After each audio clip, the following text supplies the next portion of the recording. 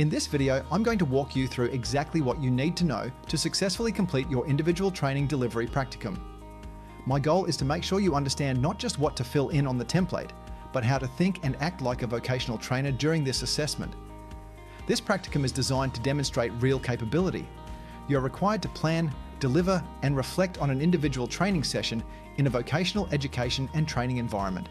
That means you must show that you can structure learning, support an individual learner, monitor understanding, manage engagement, collect feedback, and evaluate your own performance professionally. Let's begin with the session plan. Your session must be structured into 4 parts.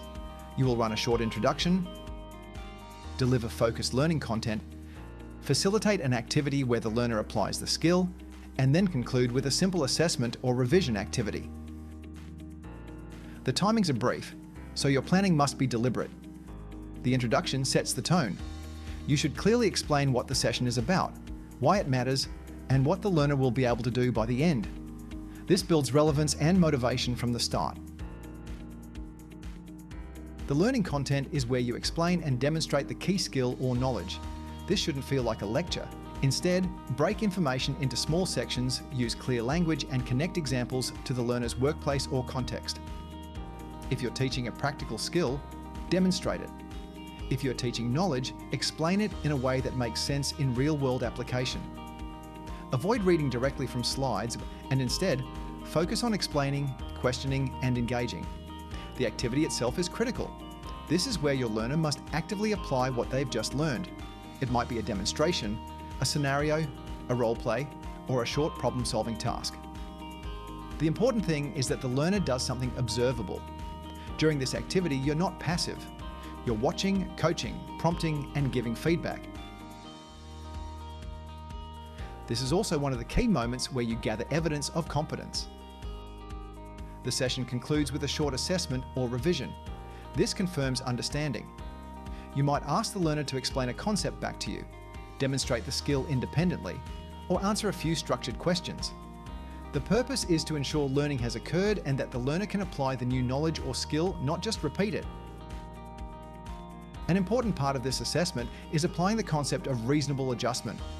You must consider the language, literacy, numeracy, and digital skill needs of your learners. Even if they appear confident, you still need to show that you've thought about their characteristics and made appropriate adjustments.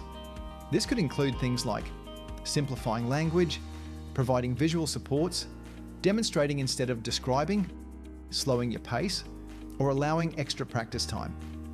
It's not sufficient to simply state that no adjustments were required. You need to show professional judgment and intentional support.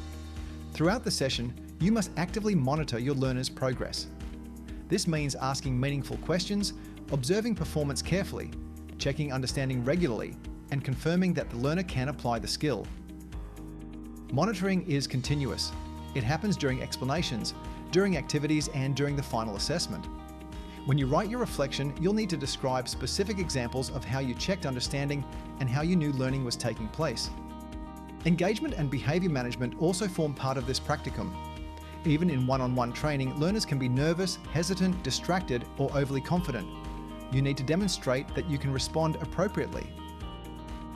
That might involve encouraging participation, asking clarifying questions, adjusting the pace, or providing reassurance. Again, in your reflection, describe what you observed and how you responded. This shows that you can adapt in real time, which is a core skill of a competent trainer. After the session, your learner needs to complete a feedback form. This feedback is important.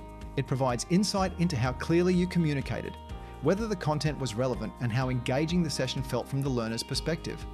You must review this feedback and refer to it in your reflection. If it highlights strengths, explain why those strengths occurred. If it suggests improvements, describe what you would do differently next time. Your self-reflection report is where you demonstrate professional thinking. You will explain why the session was conducted, who the learner was, and what need the training addressed. You will describe whether you followed your session plan or made adjustments and why. You will outline how you supported learner characteristics and how you contextualized the training. You will explain how you monitored learning, how you managed engagement, and what went well. Finally, you will identify something that could be improved and describe how you would refine your practice in future sessions. Strong reflections are specific. They describe real examples rather than general statements. Instead of saying the session went well, explain what happened and why it was effective. Instead of saying you asked questions, explain what you asked and how the learner responded. Depth and clarity are essential. Before submitting your assessment, review everything carefully.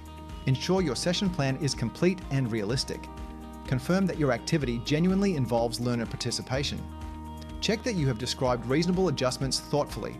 Make sure the feedback form is completed and that your reflection addresses every question with meaningful detail. This practicum is about demonstrating that you can think, plan and respond like a professional vocational trainer. It is not about perfection. It is about preparation, awareness, adaptability and reflective practice. If you approach it thoughtfully and support your learner intentionally throughout the session, you will be well prepared to succeed. Take your time, plan carefully, deliver confidently and reflect honestly. If you do that, you will demonstrate the competence required for this practicum.